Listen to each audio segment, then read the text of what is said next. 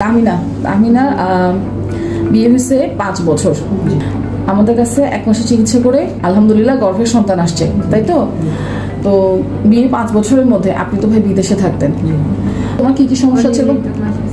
অনিয়মিত মাসিক ছিল, ডায়াবেটিসের সমস্যা ছিল, আর হরমোনের সমস্যা ছিল, সিস্টের সমস্যা ছিল। আচ্ছা, এর মধ্যে কিন্তু আপনিও আসা যাওয়া করছেন, কিন্তু গর্ভের সন্তান আসে নাই। ডিম ফুটের ওষুধ খাইছিলেন। যাই হোক, এবার আল্লাহ তাআলা আপনাদেরকে তাকাইছে, আলহামদুলিল্লাহ। এখানে আমরা কি দেখতে পাচ্ছি, প্রেগনেন্সি টেস্ট পজিটিভ আসছে। ডেট অনুসারে মাত্র তো 1 সপ্তাহ পার হলো, বাচ্চা ঘরটা তৈরি হয়েছে। এখনো বাচ্চা দুটা আসে না, আসার সময় হয় নাই, ইনশাল্লাহ চলে আসবে সবকিছু ভালো থাকলে।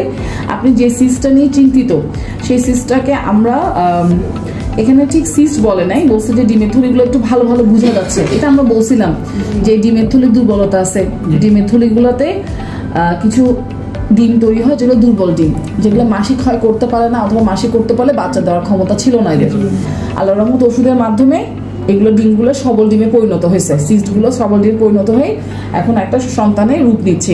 মানুষ হতাশ না হয়, 5 বছর পরে আল্লাহ চাইলেও সন্তান আসতে পারে। হ্যাঁ, অনেকটা হচ্ছে এরকম, মনে করো সবাই কিন্তু আমরা যদি খাসির মাংস কত কেজি, গরুর মাংস কেজি 800 টাকা বলে না, ওই চাল দিলাম, গরুর মাংস দিলাম, কিন্তু সবাইকে মজা করে বিরিয়ানি পাকাইতে পারে না।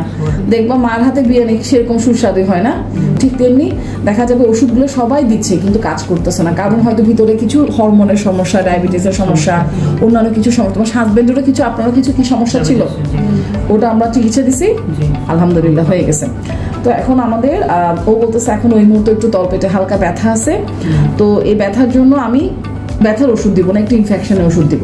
আপাতত ওষুধ এগুলো চলবে।